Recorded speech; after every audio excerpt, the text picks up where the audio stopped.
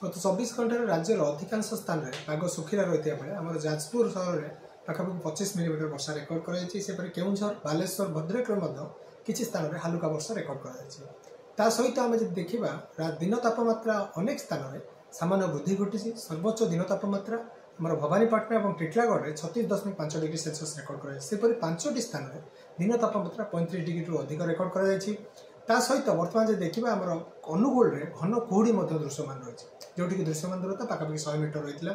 बर्तमान कौन निर्दिष्ट पाणीपागर प्रभाव नहीं तेणु आगामी 48 घंटा अर्थात 2 दिन जाए पाग मुख्यतः भाव सुखिला रही। 22 तारीख ठार आम राज्यर किसी आभ्यंतर ओडिशा सहित उपकूल ओडिशा में हालुका वर्षा लगी रही संभावना रही। 22, 23, 24, 25, 26 ये जो रोचे आम पाखापाखि 4 ରୁ 5 दिन पर्यंत वर्षा लगी रही।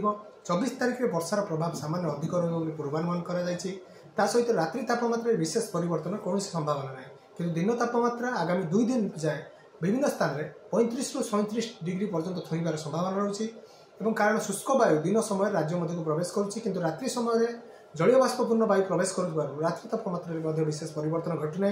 खास करके आम उपकूल ओडिशा रे रात्रि तापमात्रा 2 ରୁ 3 डिग्री जाए अधिक रोकवा बेले आभ्यंतर ओडिशा किसी स्थान में तापमात्रा 5 ରୁ 7 डिग्री जाए अधिक रही।